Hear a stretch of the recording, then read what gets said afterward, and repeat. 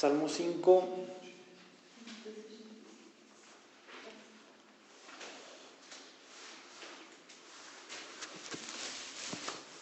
El sermón de hoy se llama Una vida saturada de Dios.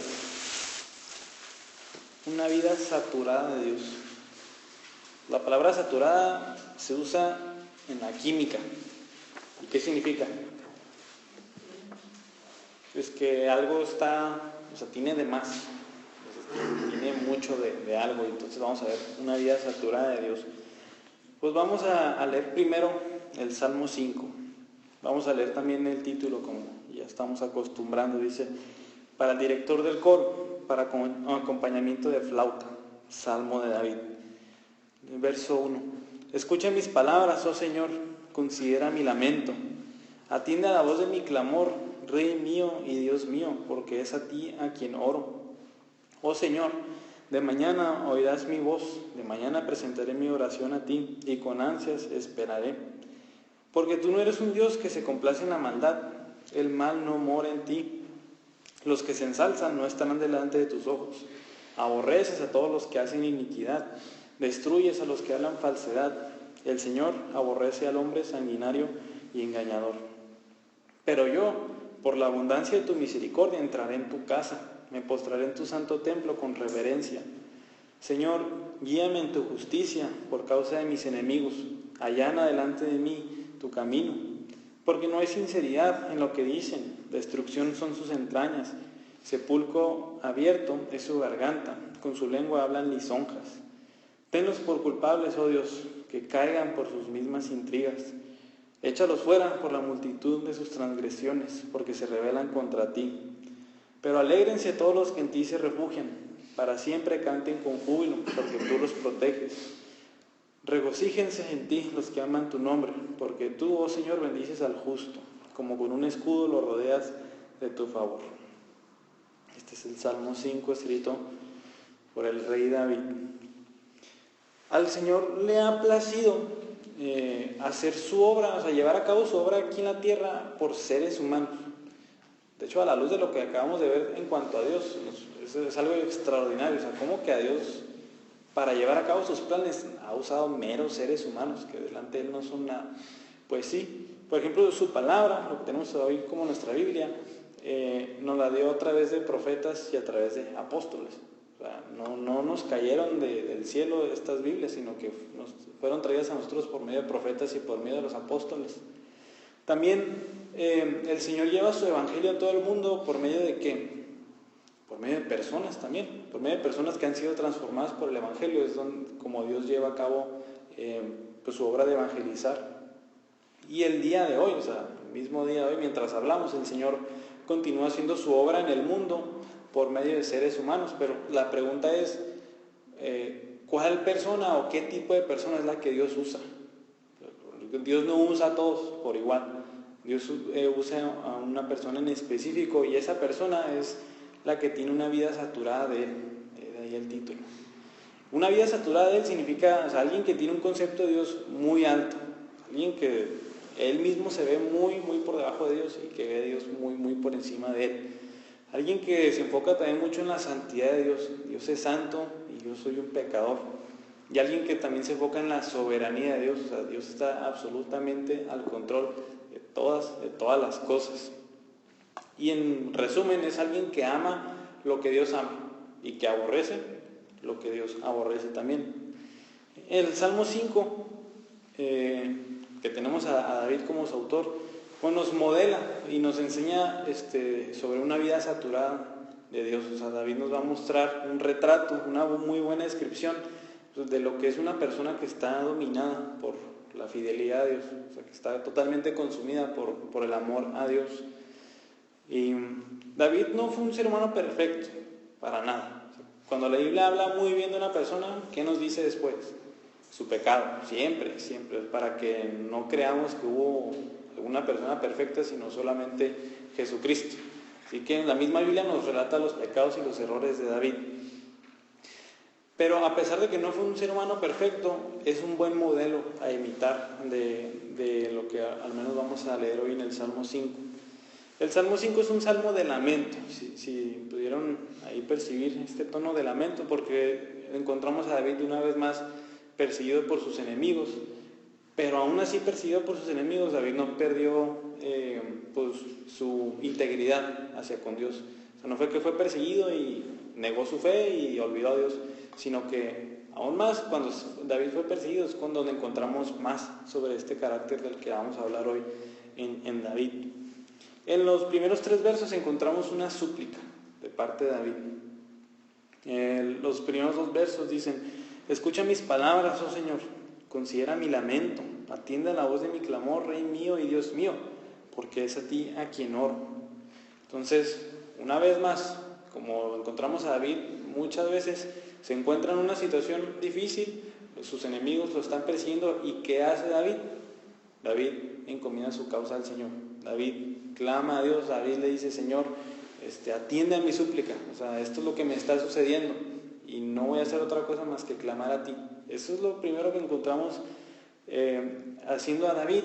Y también es una oración, si se fijan, apasionada, o sea, no es una oración así seca. O sea, David dice: escucha mis palabras, considera mi lamento. O sea, David realmente estaba en lamento. Atiende a la voz de mi clamor. Así es como identifica David su oración. Si se fijan, es una oración ferviente. Y esta es una de las primeras características que vamos a ver sobre alguien que tiene una vida saturada de Dios, y es de que ora con mucha pasión y con mucha perseverancia. Esa es la primera marca que encontramos aquí. El creyente ora con mucha pasión y con mucho fervor a Dios porque lo conoce. Si alguien no conoce a Dios, pues, ¿qué le va a pedir o cómo se lo va a pedir? Pero al contrario, el creyente, como conoce a Dios, puede acercarse así como lo está haciendo David. O sea, el creyente no ora a quién sabe quién, que está quién sabe dónde. No, el creyente ora a quien sí conoce y que sabe dónde está, si usamos esas mismas 2 preguntas. Y pues David lo conocía de tal manera que le llama Rey mío y Dios mío. Esos son dos títulos que le da David al Señor. Para que estos 2 títulos salgan de la boca de un rey, aquí David era el rey David, nos habla bastante sobre el carácter de David. Si le dice un rey humano a Dios, le llama rey, ¿qué está queriendo decir? Aunque yo sea rey, aunque yo tenga a este pueblo bajo mi dominio, yo reconozco que el que de verdad está en control de todo, ¿quién es? Dios. Yo soy un mero ser humano aquí, o sea, yo nada más soy un sirviente tuyo. El que de verdad es rey es Dios. Y cuando le dice Dios, este título pues, nos habla sobre el poder de Dios. O sea, cada vez que hablamos de Dios, hablamos de su grandeza y de su poder. Entonces David aquí también reconoce que el único capaz de hacer algo, o sea, por ejemplo, el único capaz de librarlo de esa situación, es nada más alguien muy poderoso. ¿Y quién es ese muy poderoso? También Dios mismo. Y no nada más eso, sino que dice Rey mío y Dios mío. Estas palabras mío implican una relación muy íntima, muy cercana con Dios. Es lo que quiero que se nos quede hoy, que David tiene una relación muy estrecha con Dios y por eso le puede decir Rey mío y Dios mío. Y pues hablando aquí como David, o sea, tú también tienes la conciencia diaria de que Dios es rey, o sea, de que Dios está en su trono. O sea, aunque pasen situaciones terribles en la sociedad, o sea, tienes la conciencia de que Dios está sentado en su trono reinando aún así sobre esas cosas. Pero también entiendes que Dios es el único poderoso para hacer cualquier cosa. O sea, aunque parezca imposible, ¿y qué dice la Biblia? Para Dios no hay ninguna cosa imposible. Y todavía más, sientes que de verdad tienes una relación tan íntima con Dios para decirle Rey mío y Dios mío. Así de íntima tienes esa relación. Y David pues entendía completamente bien estas preguntas de tal manera que dicen: porque a ti es a quien oro, a ti Señor, al que es Rey, al que es Dios y al que es mío, a ti es a quien estoy orando. Y el siguiente verso dice: oh Señor, de mañana oirás mi voz, de mañana me presentaré mi oración a ti y con ansias esperaré. Ahí ese verso como que nos salta así pronto, que es la repetición de una palabra: de mañana me presentaré a ti, de mañana oirás mi voz. Entonces, lo que hacía David es que se levantaba, ¿y qué es lo que hacía? Oraba. Eso es lo primero que hacía David, se levantaba y oraba.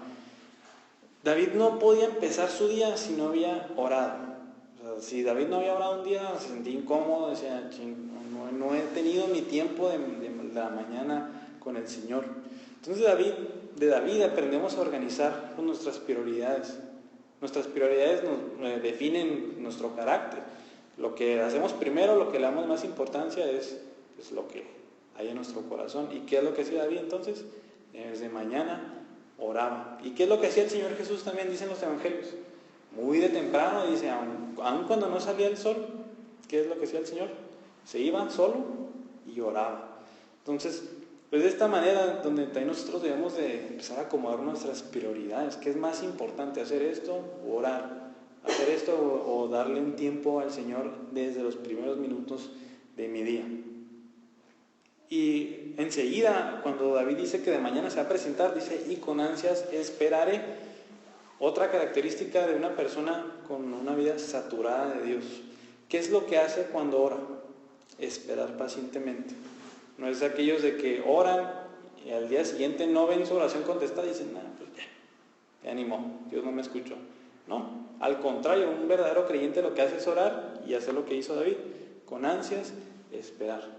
Ahí Santiago 1:6 habla de la paciencia que debemos de tener cuando oramos.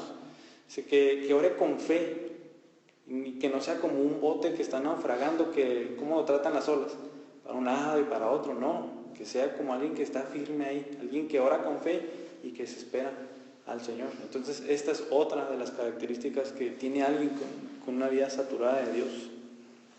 Y ahora en los versos del 4 al 6 David nos va a hablar sobre Dios y que Él aborrece el mal. Dice el puro verso 4: porque tú no eres un Dios que se complace en la maldad, el mal no mora en ti. Entonces otra vez David, como nos va a enseñar algo de Dios, es porque lo conocía. O sea, David sabía esto de Dios y por eso lo está escribiendo. Otra vez David estaba siendo perseguido por hombres pecadores. O sea, lo que estaban haciendo estaba mal. Y como lo estaban haciendo, obviamente estaba todavía peor. Y aquí David es lo que nos está enseñando. Tú no eres un Dios que se complace en la maldad y el mal no mora en ti. En otras palabras más comunes, David está diciendo, Dios es santo. Es lo mismo, no se complace en la maldad, el mal no mora en él. O sea, Dios es perfecto, Dios es enteramente bueno. O sea, no hay ninguna mancha ahí de que Dios sea malévolo. No hay ninguna mancha ahí en Dios de que Él sea maligno, ¿no? El mal simplemente no mora en Él. Y hablando del carácter de Dios, o sea, Él no se complace en el mal, o sea, el mal no lo alegra. O sea, cuando se lleva a cabo un crimen, Dios no dice, qué bueno. No se complace en el mal, sino en qué se complace, en el bien. A Dios le agrada cuando nosotros lo obedecemos, a Dios le agrada cuando nosotros hacemos el bien. Y entonces aquí entendemos que ningún rastro absoluto de mancha, de pecado se encuentra en Dios. Por ejemplo, Isaías 6:3, ¿qué es lo que dice acerca de Dios? Que Dios es santo, santo, santo. Habacuc 1:13 dice, delante de ti no existe la maldad. O sea, delante de Dios no puede haber la maldad porque Él es santo. Y 1 Juan 1:5 dice, Dios es luz y ninguna tiniebla hay en Él. Ninguna, ni siquiera la más pequeña se encuentra en Dios. Entonces, si fijan, la Biblia habla en varios pasajes lo mismo. Dios es enteramente perfecto y santo. Y es de aquí pues, la relación entre conocer a Dios y orar. Si fijan, David siempre relaciona ambas. O sea, David conoce a Dios y por eso puede orar a Él. Entonces, David nos enseña que la oración va íntimamente relacionada al crecer en el conocimiento de Dios. ¿Qué dice la Biblia acerca de Dios? Va a empezar a cambiar mi oración. Y los siguientes dos versos dicen, los que se ensalzan no estarán delante de tus ojos. Aborreces a todos los que hacen iniquidad. Destruyes a los que hablan falsedad. El Señor aborrece al hombre sanguinario y engañador. Aquí va a nombrar, si se fijan, a 4 tipos de personas que el Señor rechaza, que el Señor aborrece. Las primeras son las que se ensalzan. Las personas que se ensalzan son las que cometen el pecado del orgullo. las que se enorgullecen, es lo mismo que ensalzarse. Este pecado es el de la autosuficiencia, de creer que no necesito de nadie, y el pecado es creer que no necesito de Dios. Yo estoy bien sin Dios, perfecto. Ese es el pecado de ensalzarse y del orgullo. Y curiosamente este es uno de los pecados que se tratan más en la Biblia. Ahí cada vez que alguien tiene este pecado, la Biblia claramente dice que ha pecado grandemente, porque le está diciendo a Dios: no te necesito, vivo completamente bien sin ti, cuando Dios es el mismo que le da el aliento con el que está diciendo esas palabras. Primera de Pedro 5:5 dice que Dios resiste a los soberbios, pero da gracia a los humildes. Pues estas personas que estaban persiguiendo a David se estaban ensalzando, estaban siendo orgullosas, están diciendo: vamos a tirar a David, aunque el Señor lo haya puesto ahí, no nos importa, nosotros somos todavía mejores que eso, lo vamos a quitar de ahí. Y en cambio a Dios le agradan las personas que se humillan. El humillarse es decir: Señor, reconozco que tú eres Rey, Señor, yo reconozco que tú eres quien está a cargo, Señor, yo reconozco que dependo de ti para todo, para mi salvación, para mi vida diaria. Esas son las personas que se humillan, y esas son las personas a las que el Señor le da gracia. Las siguientes personas son aquellas que a los que hacen iniquidad. Ahí viene en la segunda parte del verso 5: aborreces a todos los que hacen iniquidad. Esto es una descripción general. Estas son las personas que viven en pecado, y eso somos todos.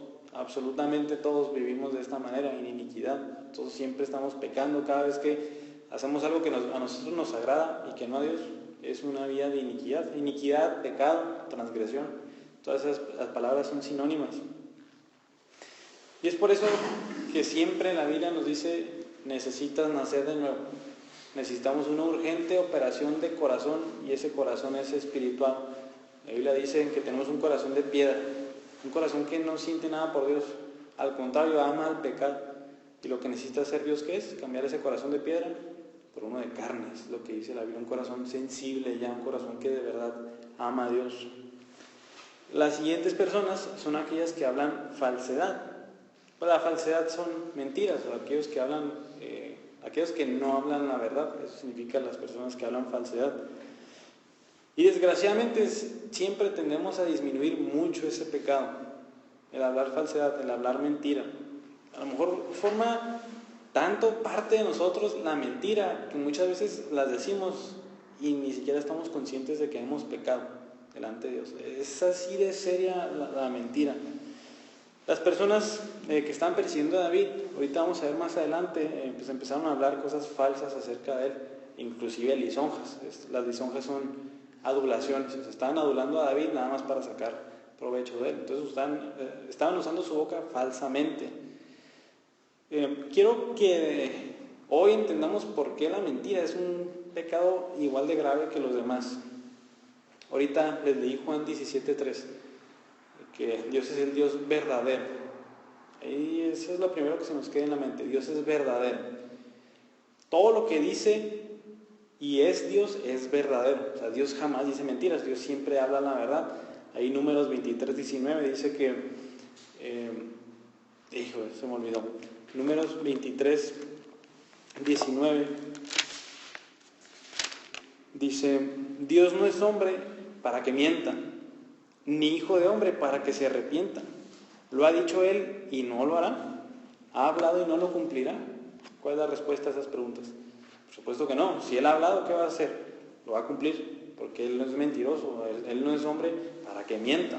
Entonces todo lo que habla Dios es verdadero. Juan 14:6, Cristo hablando dice: yo soy el camino, la verdad y la vida.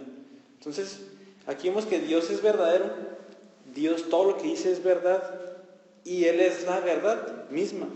Entonces la mentira es algo que no va con Dios. Si se fijan, la mentira es algo totalmente contrario a lo que Dios es. Entonces cada vez que mentimos, estamos haciendo algo que va en contra del carácter de Dios, y eso se le llama pecado, simplemente. O sea, en pocas palabras, cada vez que nosotros mentimos le llamamos a Dios mentiroso. Y vaya pecado que es llamarle a Dios mentiroso. Entonces, de verdad espero que a la luz de esta enseñanza de que Dios es verdadero y que todo lo que habla es verdad, entendamos que una mentira es algo bastante serio delante de Dios. Y más el cristiano. ¿Qué debe ser el cristiano? Amar a Dios, y Dios es verdadero. ¿Qué debe amar el cristiano? La verdad. Siempre debe amar la verdad y no debe existir la mentira nunca en su boca. Las últimas personas que encontramos son los hombres sanguinarios y engañadores. Al final del verso 6. Estas personas son aquellas que odian a su prójimo, aquellos que llegan a tal punto de asesinarlo. Y engañador, pues podemos entender ahí que aparentemente lo ama, pero cuando se descuida, cuando le hace daño. Quiero que entendamos hoy también por qué es tan grave el pecar contra alguien, o hacerle mal, o inclusive matar a alguien. La enseñanza bíblica es que Dios ha creado a todo el hombre, todos, a su imagen y semejanza.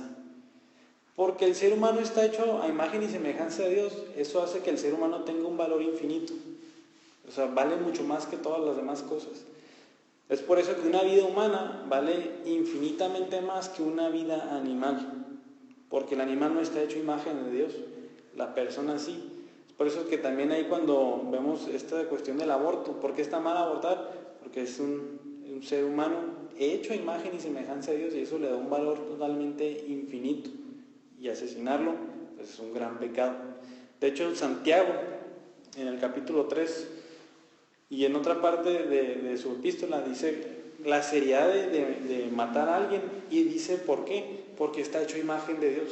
Esa es la razón por la cual Santiago dice que está mal. Está hecho a imagen de Dios y tú estás yendo contra lo que Dios ha creado. Pues ¿cuál es la enseñanza de Cristo? Que no nada más es el mandamiento de no matar, sino que ¿qué? Cuando tú ya odias a tu prójimo, ya cuando tienes la intención en tu mente, lo quieres asesinar, ya estás pecando ahí, porque el pecado inicia en el corazón. Esa es la intención y ya se manifiesta en el exterior. ¿Y cómo resumió Cristo toda la enseñanza de la Biblia? Podríamos decir, amar a Dios con todas tus fuerzas, con toda tu mente, con todo su ser, y a tu prójimo como a ti mismo. O sea, ¿te amas? ¿Te matarías a ti mismo? Haz lo mismo con tu prójimo. Ámalo de esa manera. Y estas personas que está describiendo David, pues eran los que estaba describiendo. Pero vamos a ponerlo como un espejo. Estos 4 tipos de personas, ¿cómo se ven si lo ponemos como un espejo hacia nosotros? ¿Cuáles fueron las primeras? Los que se ensalzan. O sea, ¿qué tal está nuestro orgullo? O sea, ¿qué tal estamos por ejemplo, con los demás también? No te necesito. A veces tenemos esa actitud de orgullo. Pero aún más con Dios. A lo mejor vienen las circunstancias adversas y ni siquiera acudimos a Él. Queremos así como que llevarla a cabo y solucionarla con nuestras propias fuerzas. Y pues ya sabemos muchas veces cómo acaba eso. Pues nuestra guía de iniquidad, ¿qué amamos más? ¿El pecado? ¿Amamos más desobedecer a Dios? ¿O amamos más obedecer a Dios? O sea, ¿qué es lo que más nos gusta hacer? ¿Dónde nos complacemos nosotros? La falsedad, o sea, ¿qué tal está nuestro corazón ahí sobre la falsedad? O sea, ¿con cuánta frecuencia hablamos mentiras? ¿Con cuánta frecuencia hacemos lisonjas? Como ahorita vamos a ver, adulaciones a alguien falsas, nada más para sacarle provecho, nada más por otra cuestión. ¿Y qué tanto amas a los demás? O sea, ¿qué tanto a veces le decías el peor mal a alguien? Ojalá que le pase esto ahorita. ¿O qué tanto lo amas como a ti mismo? Estos 2 versículos deben de traernos a la mente nuestro pecado siempre. Es lo que hace la Biblia, te lo trae. ¿Okay? ¿Qué debes hacer? Es arrepentirte de ello y confiar en que Cristo pagó por las peores mentiras, los peores odios que has tenido. De hecho, hay un pasaje que me gustaría leer. Es 1 Corintios 6, del 9 al 11. Porque lo más probable es que hayamos cometido cualquiera de estos pecados y a lo mejor el Espíritu Santo ahorita nos acaba de decir qué tan grave. Y a lo mejor lo primero que pensamos es, no, es que Dios no me puede perdonar esos pecados tan horribles. Pero dice 1 Corintios 6, 9, ¿O no saben que los injustos no heredarán el reino de Dios? No se dejen engañar, ni los inmorales, ni los idólatras, ni los adúlteros, ni los afeminados, ni los homosexuales, ni los ladrones, ni los avaros, ni los borrachos, ni los difamadores, ni los estafadores heredarán el reino de Dios. Y ahí decimos, estoy totalmente perdido. Ya quedé frito totalmente.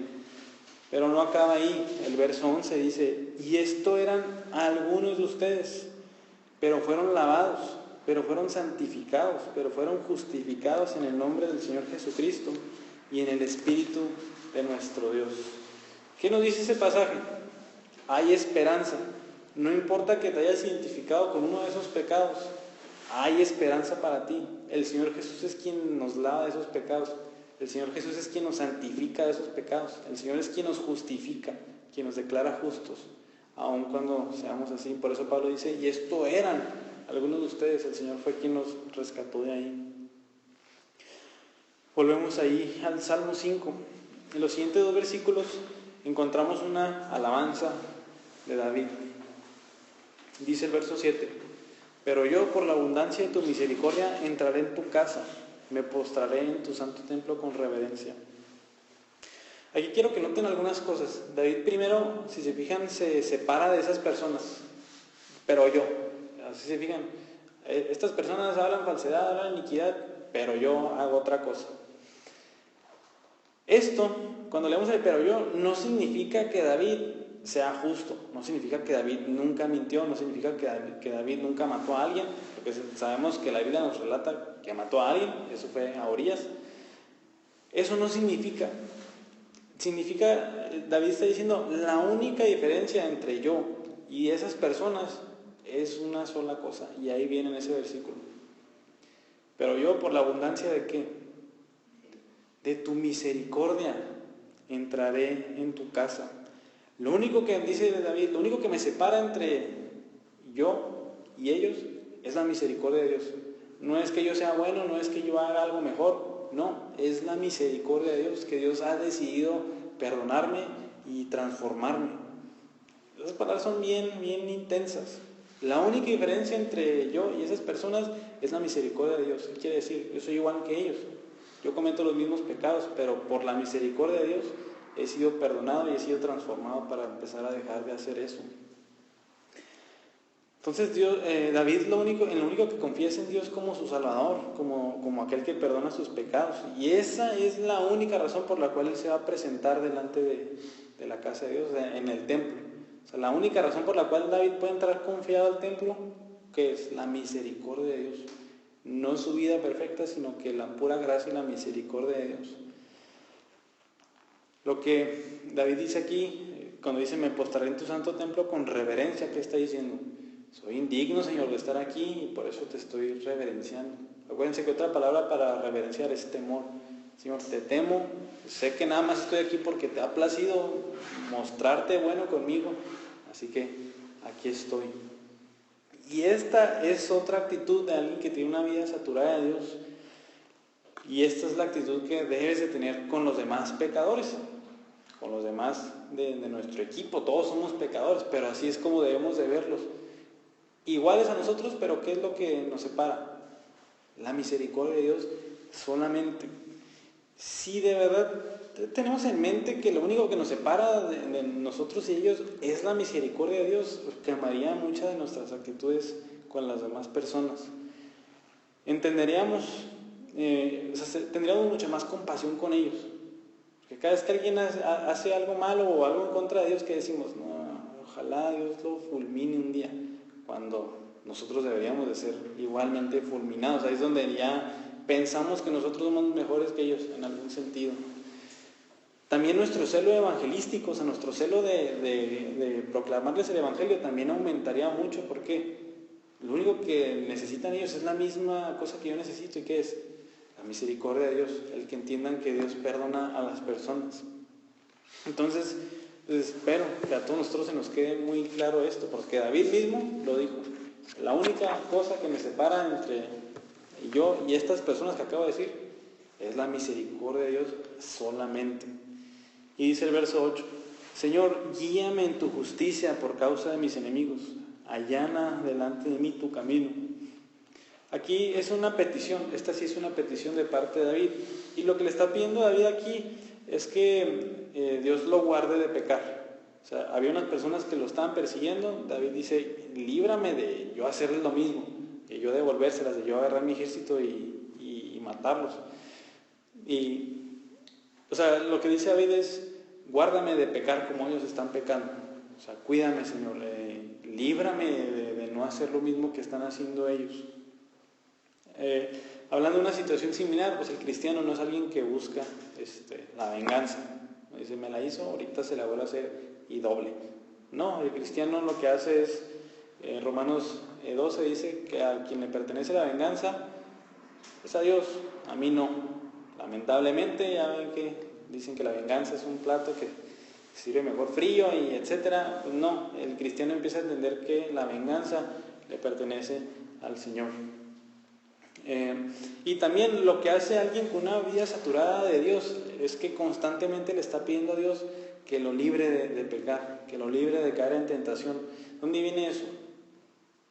Lo que conocemos como el Padre Nuestro, o la oración del Señor que dice ahí, no nos dejes caer en la tentación. Eso significa, Señor, líbrame de pecar.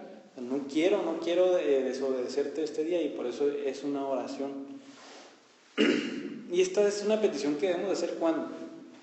Claro que todos los días, no es una vez al mes, una vez a la semana, todos los días debemos de estarle diciendo al Señor, líbrame de pecar contra ti, allana delante de mí tu camino, o sea, hazme el camino más fácil, porque si nada más depende de mí, voy a pecar inmediatamente, así que Señor, líbrame. Y si se fijan, esta oración es porque esta persona anhela agradar a Dios. O sea, no quiero pecar, Señor, contra ti, no te quiero entristecer, que se contriste el Espíritu Santo, no quiero hacer eso, por eso líbrame de pecar contra ti. En los versos del 9 a 10 vamos a ver el corazón, ahora sí, de los enemigos de David. Dice primero el verso 9, porque no hay sinceridad en lo que dicen, destrucción son sus entrañas. Sepulcro abierto es su garganta, y con su lengua hablan lisonjas. Ahora sí, nos va a describir más a detalle lo que estaba sufriendo, lo que le estaban haciendo estas personas. Cuando antes en el verso 5 dijo, hablan falsedad, ahora como que se está describiendo eso pues a detalle. Entonces lo que estaban haciendo es que lo estaban calumniando, estaban hablando cosas falsas acerca de David, están haciendo lisonjas, o sea, por otro lado lisonjas. No, sí, David, nosotros te vamos a servir, y por otro lado estaban planeando una muerte. Todo eso es falsedad, y todo eso proviene de un corazón pecaminoso. Y pues esto nos habla una y otra vez del peligro de la lengua, de nuestra boca, de cómo es muy peligrosa, cómo es muy dañina. Ahí Santiago dice que el que controla la lengua controla todo su cuerpo. Entonces es muy fácil dejar de hacer algo, es más fácil dejar de tomar, es más fácil dejar de ver cosas que no debo de ver, es más fácil hacer eso, que es algo así físico, que controlar la lengua, es mucho más fácil. Y pues la lengua hace más daño, muchas veces hace más daño que los golpes físicos mismos, es más destructora, el dolor es más largo, obviamente un dolor físico se quita al rato, una semana, pero el dolor de unas palabras pueden quedar hasta años ahí. Es por eso que Santiago, en el capítulo 3, tomó como 12 versículos hablando sobre el peligro de la lengua. En resumen dice, con la misma boca que alabas a Dios, ¿maldices a los hombres? Pues claro que no, ¿verdad? O sea, qué inconsistencia de alguien. Que sí, con mi boca ahorita canto a Dios y todo, pero mañana hablo en contra de alguien. Todas estas palabras que salieron de las personas que persiguen a David y que nos salen a nosotros, o sea, tienen su raíz, y quiero que veamos dónde, ahí en Mateo, capítulo 12, verso 34 al 37. El Señor Jesús habló sobre este tema. Mateo 12, 34 al 37. Pues obviamente aquí, pues una vez más está hablando pues a los fariseos, les dice, camada de víboras. Por si creen que el Señor Jesús es completamente tierno y serio, ¿no? El Señor Jesús pues es un personaje muy, muy especial. Dice, camada de víboras, ¿cómo pueden hablar cosas buenas siendo malos? Porque de la abundancia del corazón habla la boca. El hombre bueno de su buen tesoro, ¿qué saca? Cosas buenas. Y el hombre malo de su mal tesoro, ¿qué saca? Cosas malas. Pero yo les digo que toda palabra vana que hablen los hombres darán cuenta de ella en el día del juicio. Porque por tus palabras serás justificado y por tus palabras serás condenado. Qué serio, ¿verdad? Aquí el Señor Jesús nos dice claramente, o sea, el peligro, las consecuencias, y habla muy explícitamente de nuestra boca. Pero ahí el punto clave es el verso 35. O sea, ¿de dónde salen las mentiras? ¿De dónde salen las lisonjas? ¿De dónde sale todo esto? Ahí dice Jesús. De dentro es donde sale. Y así que, o sea, dependiendo de qué hables y cómo lo hables, va a describir qué. ¿Cómo estás por dentro? Eso es lo que está diciendo Jesús aquí. La pregunta del verso 34, o sea, ¿cómo pueden hablar cosas buenas siendo malos, siendo pecadores, amando su pecado? O sea, ¿cómo pueden hablar cosas buenas? Entonces, y de hecho este verso 9 de ahí del Salmo es tan importante que Pablo lo usa en Romanos 3:13 para demostrar cómo todos somos pecadores, y ese verso lo usa para describir absolutamente a toda la humanidad. Así es como en realidad somos por nuestro pecado, y otra vez el Señor Jesús pues pagó, aún así, por todas esas palabras que hemos hablado. Verso 10, tenlos por culpables, oh Dios, que caigan por sus mismas intrigas, échalos fuera por la multitud de sus transgresiones, porque se rebelan contra ti. Aquí David está haciendo esta oración porque conoce que Dios es justo, y lo que está sufriendo era una injusticia. Entonces dice, Dios es justo, por eso es a Dios a quien clama, o sea, que los tenga por culpables, así como ahorita leímos también que Dios no tenga por inocente al culpable. No, Señor, júzgalos porque son culpables de esto. Pero otra vez, o sea, no se olviden que esta oración que está haciendo David aquí no ha perdido de vista que lo único que separa a David de ellos, ¿qué es otra vez? La misericordia de Dios solamente. Entonces, también nosotros, pues cuando veamos injusticias, cuando nos hagan injusticias y le digamos a Dios que haga justicia, es totalmente válido hacer esta oración como está haciendo David. Tenemos por culpables porque están haciendo una injusticia. Cuando nosotros hagamos oraciones similares, que nunca se nos pierda de mente que nosotros, aparte de la misericordia de Dios, estaríamos ahí, en esa parte de que se haga justicia, porque nosotros somos pecadores y hemos hecho muchas cosas terribles. Así que no tiene nada de malo pedirle a Dios justicia, siempre diciendo, pero yo por tu misericordia he sido perdonado y he sido transformado. Finalmente, David hace una bendición, o sea, nos dice una bendición de aquellos que se refugian en Dios, de aquellos que confían en Dios. Dice el verso 11, pero, otra vez inicia con un pero alégrense todos los que en ti se refugian, para siempre canten con júbilo porque tú los proteges, regocíjense en ti los que aman tu nombre. Entonces, si se fijan, ahorita está hablando sobre las personas que lo perseguían y ahora habla de otras personas, y aquí este verso nos dice quién. Todos los que se refugian en ti, o sea, todos los que confían en el Señor para su salvación, o sea, todos los que se humillan hacia Él, todos los que dependen de Dios. Y el tema de este verso 11 es la alegría y es el gozo. Ahí espero que hayan ahí captado esas palabras clave. Alégrense, para siempre canten con júbilo, regocíjense. Si fijan, el tema es la alegría y es el gozo. Y los que confían en Dios, o sea, los que lo han conocido, los que confían, los que se refugian en Él, por ejemplo, cuando cantan a Dios deben de hacerlo con gozo, o sea, deben de estar alegres porque el Señor, ahí vamos a ver, el Señor los protege. Y esto es algo muy interesante, porque muchas veces lo que el mundo dice acerca de los cristianos es que son bien aburridos, pues tienen cara de muertos, se les ve la cara blanca, están así. Cuando la Biblia dice totalmente lo contrario. El creyente es alguien que se caracteriza por una felicidad, y es una felicidad plena. Así como habíamos visto en un salmo anterior, es una felicidad que no importan las circunstancias. Acuérdense que la felicidad que da el mundo, ¿cómo es?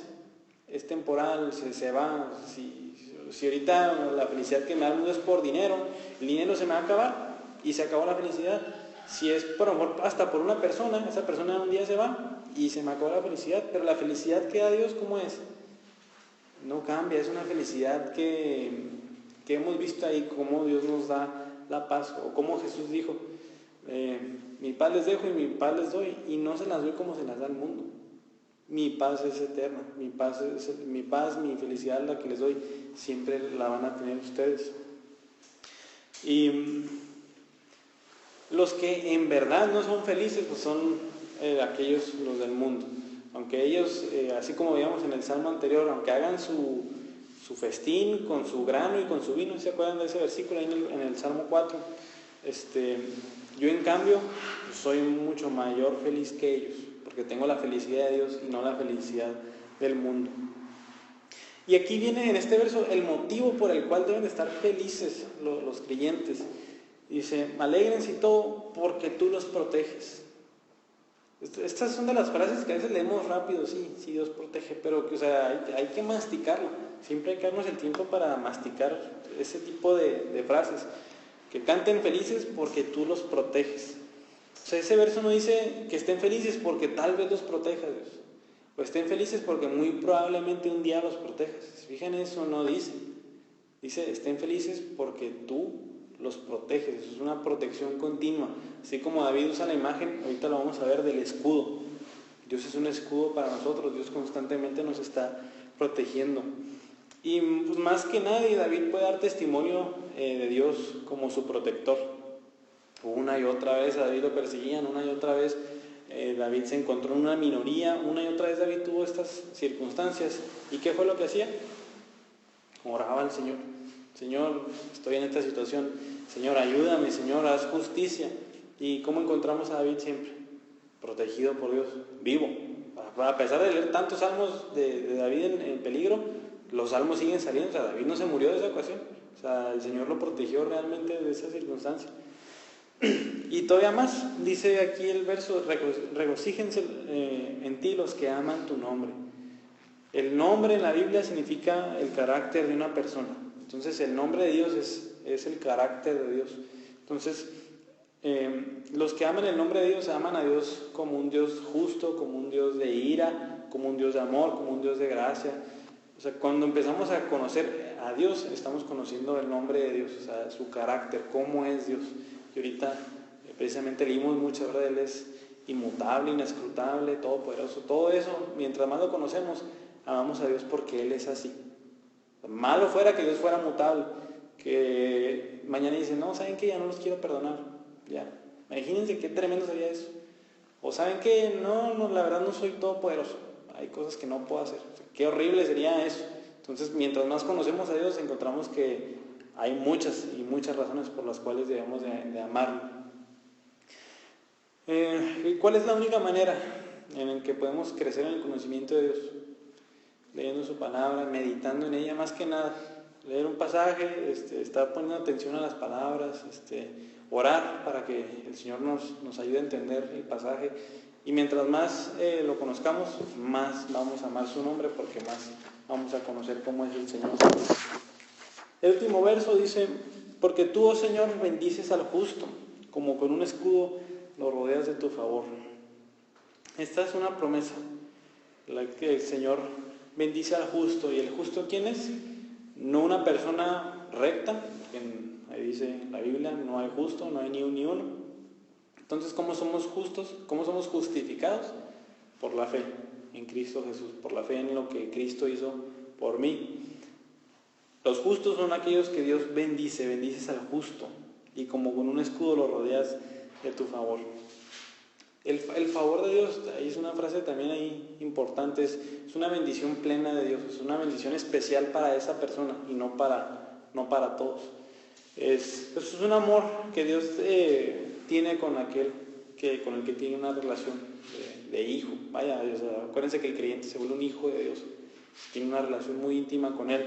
Entonces, este favor pues es un favor de estarlo cuidando, de pecar, librándole de muchas circunstancias, estando a cargo de las pruebas a las que se somete para que esa persona crea más en Dios, para que confíe más en Él. Todo eso conlleva el favor de Dios. Y solamente aquellos, los justos, aquellos que han sido declarados justos por los méritos de Cristo, son aquellos que tienen este favor tan especial de Dios.